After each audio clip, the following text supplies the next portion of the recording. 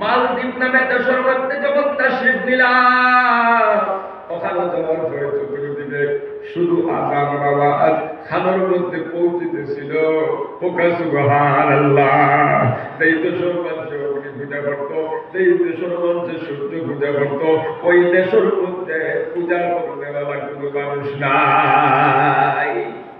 আল্লাহ রহমতুল্লাহ আলাইহি মালদ্বীপ দেশের মানুষেরা ডাকিয়ে জিগাইলা, ও আল্লাহর বান্দারা, এই জমিনের মধ্যে তুমি তো ইসলাম কিনা হইলাই, মুসলমান কিনা হইলাই। আল্লাহর বান্দারা, আমি তো জানি তোমাদের এই দেশের মানুষে অগ্নি পূজা করতা, ওই দেশের মানুষে সূর্য পূজা করতা, ইসলাম কিভাবে হইলাই? মালদ্বীপের মানুষ হলে ঘটনা বয়ান করতা। ও হুজুর, এইভাবে পাইছি। কিনা পাইছ? বলে পৃথিবীর পশ্চিম দিগন্ত থাকিয়া, অর্থাৎ ভারত দেশের দিক থেকে আপনার পূর্ব দিগন্তের দিকে একটা জাহাজ করতে আল্লাহর বান্দা কোনো ব্যবসার জন্য রওনা দিছ। জাহাজে সফর করতাম। ওই জামানার গাড়ি ছিল না, ফ্লাইট ছিল না, হেলিকপ্টার ছিল না। এক দেশ থেকে আরেক দেশে যাইতে হইলে কিটা লাগবে? একমাত্র জাহাজ। তাছাড়া দ্বিতীয় কোনো জিনিস নাই। আল্লাহর বান্দারা, ওই জাহাজটা সাগরে যাইতে আছে, হঠাৎ করে আফান আইল। ওই সাগরের মধ্যে জাহাজটা ডুবাইয়া দিল। ওই জাহাজের মধ্যে একজন কোরআনওয়ালা বান্দা ছিলেন, একজন হাফিজে কোরআন ছিলেন।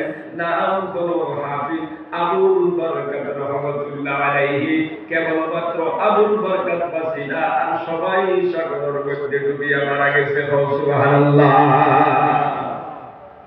আবুল বরকত রহমাতুল্লাহ আলাইহি কম বয়সের মানুষ, 12-14 বছর, কোরআনের হাফিজ। ও মুসলমান, সাঁতার কাটি কোনো মতে সাগর থেকে উঠিলা। উঠিয়া যাইয়া দেখুন মালদ্বীপ দেশের মধ্যে কোনো মুসলমান নাই, কোনো মসজিদ নাই, মাদ্রাসা নাই। আল্লাহর বান্দা টেনশনের মধ্যে পড়ে গেল। চিন্তা করি এখন খার বাড়ি থাকতাম কিনা, দেশে যাইতাম, কোন দিকে রাস্তা, কোন দিকে যাওয়া আমারও তো কিচ্ছু জানা নাই। মুসলমান বাবারা, ইতিহাসের মধ্যে লিখিত একজন বৃদ্ধা মহিলার ঘরের মধ্যে ঢুকলাম। ঢুকিয়া গিয়া ওই বৃদ্ধা মহিলার ডাক দিয়ে কইল, আমি একজন মুসাফির, আমি একজন বিদেশি মানুষ, আমার সাথী সবাই সাগরের মধ্যে ডুবিয়া মারা গেছে, একজন নাই। যদি মেহেরবানি করিয়া তোরা টাকার জায়গা দিতা তাহলে ভালো হইতো, আমি শুকরিয়া আদায় করতাম। আল্লাহর বন্দে বলে, বাবা চিন্তা করার কোনো কারণ নাই, আমার স্বামীও নাই, ছেলে সন্তান নাই, একমাত্র একটা কন্যা সন্তান। তুমি আমার বাড়িতে থাকবা, ওখানে তুমি জীবনযাপন করবা, তোমার আর দেশ যাওয়ার কোনো প্রয়োজন নাই। আল্লাহর বন্দে দুইবার তোরা সুবিধা দিলেই না। আবুল বরকত রহমাতুল্লাহ আলাইহি কইলা, আমি তোমার সম্পদ খাইতাম না, নিজে উপার্জন করবো, মেহনত করবো। এবার মেহনত করি নিজের জিন্দগি বছর করা শুরু করলাম। কিছুদিন পরে হঠাৎ করে একদিন বিকাল বেলা বাড়ির মধ্যে তাশরিফ আনিয়া তাকাইয়া দেখুন আল্লাহর বন্দী ওই বৃদ্ধ মহিলায় যারে যারে খান দিতেছে, চকুর পানি বানাইতেছে। আল্লাহর বান্দারা, আবুল বরকত রহমাতুল্লাহ আলাইহি বলেন, ও মা, তুমি কিতা লাগি খাদ্য, তোমার কিতা হইছে? কিতা জিনিসে তোমার খাদ্দার? এই বৃদ্ধ মহিলা ডাক দিয়া কইল, বাবা আমার দেশের মধ্যে একটা ঘটনা ঘটে। প্রত্যেক বছর নির্ধারিত একটা রাত আছে, ওই রাত্রে সাগর থেকে বিশাল বড় একটা দানব উঠে। দানব যখন উঠে তখন জল আপনার উপরে 10 নল 20 নল 50 নল পর্যন্ত উঠে যায়। জলের টেলায় হাজার হাজার মানুষের বাড়ি গরিব বাড়ি ঘর ভাঙিয়া তছনছ করিয়া ফেলায়। 2-3 হাজার 4 হাজার পর্যন্ত মানুষ ওই দানবে মারিয়া ফেলায়। বাদশাহ জ্যোতিষী ওখানে ডাকিল, গণগোপন ডাকিয়া কইল, তোমরা দেখো চাই এই ভয়ঙ্কর বিপদ থেকে কেমনে বাঁচা যায়। তারা গণনা করা শুরু করলা। গন্তে গন্তে হইলা বাদশা জাহানা, এই বিপদ বিপদ থেকে বাঁচার কোনো রাস্তা নাই, একটা মাত্র রাস্তা আছে। বলে কিনা? বলে প্রত্যেক বছর নির্ধারিত রাইতে আপনি যদি আপনার দেশটাকে সুন্দরী একটা মেয়ে, যদি যুবতী অবিবাহিত একটা মেয়ের সাজাইয়া ওই সাগরের মধ্যে একটা মন্দির আছে, ওই মন্দিরের মধ্যে যদি দিতে পারো, দানবটা উঠিয়া ওই মেয়েটার উপরে তার রাগ মিটাইব, মেয়েটারে বাড়ি লাইব, আর তোমার দেশের বাকি সব মানুষ বাঁচি যাইবা। বাসায় দেখলো খুব সুন্দর একটা লাইন, কারণ হাজার হাজার মানুষ মরার চাইতে তো এরকম মরাওয়ালা নারী সিদ্ধান্ত নিল, ঠিক আছে প্রত্যেক বছর একটু দিলেই তো ঘুরি দেবো, আমার ৩-৪ হাজার মানুষ ৫,০০০ মানুষ আসল। আবু বারকাত রাহমাতুল্লাহ আলাইহি ফরমাইলেন, এরপরে কি হইছে বাপ? বলে বাদশাহ তার দেশের সমস্ত বিবাহিত যুবতী ফিরকল একটা লিস্ট বানাইছে, নথিভুক্ত করছে। প্রত্যেক বছর আপনার নির্ধারিত ওই রায় করা গেল, লটারি করা হয়। লটারির মধ্যে যেই বেটার নাম উঠে, ওই বেটারে সুন্দর করে সাজাইয়া নিয়া ওই মন্দিরের মধ্যে বেল দুবার করে নিয়ে তারা ঢুকে তুই আয়। পরের দিন সকালে মরা অবস্থায় না হয়, আর ওই রায় ওই বিপদটা কি মালদ্বীপের মানুষগুলা বাঁচি যায়। এই বছর যখন লটারি মারা হইছে, ওই লটারির মধ্যে কেবলমাত্র একটা মেয়ে, আমার একটা সন্তান, দ্বিতীয় সন্তান নাই রে বাবা। আমার ওই মেয়েটার নাম এই বছর উঠে গেছে।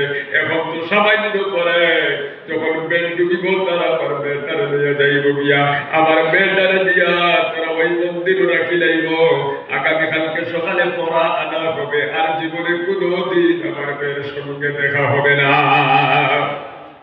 আবু বারকাত রাহমাতুল্লাহ আলাইহি বলেন, চিন্তার কোনো দরকার নাই, আপনি কোনো টেনশন নিবেন না, আমি আছি।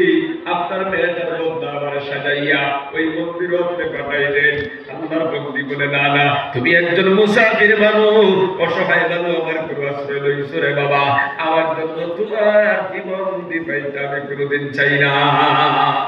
না না, তুমি কোনো চিন্তা করবা না, আপনার মেয়ের কাপড় ফুল লাগাইয়া সরকারের পুলিশের প্রশাসনের পায় না, বলে আপনি সাজাইয়া হালকির মধ্যে উঠাই আমার পাঠাইলেন। এবার বৃদ্ধ মহিলায় ডাক দিয়া কইল, বাবা তুমি কেন গিয়া বাস পায় কিনা, এখান থেকে কেউ কাছে আসতে পারে না, এমনকি বাদশাও যদি যায় তারও ওই দানবে খাই লাইব। আল্লাহর বান্দা হাফিজ কোরআন ডাক দিয়া বললেন, চিন্তা করবেন না, আমি একজন মুসলমান সন্তান, আমি পড়েছি লা ইলাহা ইল্লাল্লাহু মুহাম্মাদুর রাসূলুল্লাহ। মুসলমানরা এই কালিমা পড়িয়া যারা মুসলমান হইছে, ঈমানদার হইছে, তারা আসমানের তলে জমিনের উপরে আল্লাহ ছাড়া আর কেউ ডরায় না। সুবহানাল্লাহ। দুই নম্বর, আপনি জানেন না আমার কাছে এমন একটা সম্পদ আছে, এমন একটা অস্ত্র আছে, আমি আপনার মোকাবিলা করবো। কি তার সম্পদ আছে রে বাবা? বলে আমার কাছে আল্লাহর কালাম, ওনার মাঝি ওই সিনার ভিতরে আছে, মোকাবিলা করতে পারবো। সুবহানাল্লাহ। এক পর্যায়ে বুড়া বেটি রাজি হয়ে গেল, ঠিক আছে বাবা যাও তুমি। বাকি রিপোর্ট টাইম হয়ে গেছে, প্রশাসন আইলাম, আবু বারকাতকে সুন্দর করে সাজাইয়া হালকির মধ্যে উঠাইয়া প্রশাসনের হাতের মধ্যে উঠাইয়া দিলাইলা। গাড়ি বুঝ নাই, কিচ্ছু নাই, দেখতে আপনার বেটি মানুষের লগে বেটি মানুষের মতো দেখা যায়। আল্লাহর বান্দারা আবু বারকাতকে বলে, মাত্র আমার চিন্তা লেখা বাবা দাড়ি বুঝ নাই, আপনি যখন সুন্দর করে সাজাইবা, আপনি যখন সুন্দর করে কাপড় লাগাইয়া আবার পালকি উঠাইবা, তারা ধরতে পারতে পারে কোনদিন পর্যন্ত গিয়ে পৌঁছে যায়। প্রশাসন আইল, আর পালকির মধ্যে উঠাইয়া মন্দিরের মধ্যে তারা রাখিয়া আইলা। প্রশাসন যখন সরিয়া চলে গেল, আল্লাহর বান্দা আবু বারকাত রাহমাতুল্লাহ আলাইহি টানমারি কাপড় খুলিয়া ফেলাইলা। ভিতরে সুন্নতি লেবাস আছে না নাই? ভিতরে তো সুন্নতি লেবাস আছে। প্রশাসন যখন হচ্ছে টানমারি ফেলাইছো, উযু করিয়া আল্লাহর বান্দা ওই মন্দিরের ভিতরে নামাজ পড়া আরম্ভ করে দিলা। সুবহানাল্লাহ। রাইট বলার অপেক্ষা করতে আছো, কোন সময় দাঁড়ু উঠে 12টা বাজে গেছে, দুনিয়া দুনিয়ার সবাই ঘুমায় গেছে, তিনজন মানুষ ঘুমায় না, একজন ওই বুড়া বেটি ঘুমায় না, সারা রাত তারা শান্তিতে আছে। একটা বিদেশি মানুষ, মুসাফির মানুষ, আমার জন্য তার জীবনটা দিলাম। দুই নম্বর ওই মেয়েটাও ঘুমায় না, কারণ একটা যুবক মানুষ, বিদেশি মানুষ, আমার জন্য তার জীবনটা দেন। আর তিন নম্বর একজন আল্লাহর বান্দা ঘুমায় না, আল্লাহর দিকে রুজু হইয়া, দিলটারে আল্লাহর দিকে ঘুরাইয়া, চোখ দিয়ে চাইতে আসুন কোন সময় দানব সাগর থেকে উঠে আসে। হঠাৎ করে তাকায় দেখুন সাগরের মাঝখান থেকে 10-15 টন পানি উপরে দিল উঠছে। আল্লাহর বান্দার সঙ্গে সঙ্গে ওই মন্দিরের ভিতরে আল্লাহর কালাম কোরআন শরীফ তিলাওয়াত আরম্ভ করে দিয়েছে। সুবহানাল্লাহ। যত আগুয়ায় তত তিলাওয়াত পড়ায়, যত আগুয়ায় তত তিলাওয়াত পড়ায়। ইতিহাসের মধ্যে লেখা আবু বরকত রাহমাতুল্লাহ আলাইহি বলেন, আমি যখন তিলাওয়াতের আওয়াজ বাড়ায় দিলাম, ওই মালদ্বীপের দেও, ওই মালদ্বীপের দাদা বাবা আল্লাহর কালামের মোকাবিলা করতে পারে নাই। সুবহানাল্লাহ। এরপর তার পিছনে দিয়ে সরা শুরু করলো, শুনতে শুনতে হঠাৎ করে সাগরের মধ্যে ডুব দিয়া গায়েব হয়ে গেল।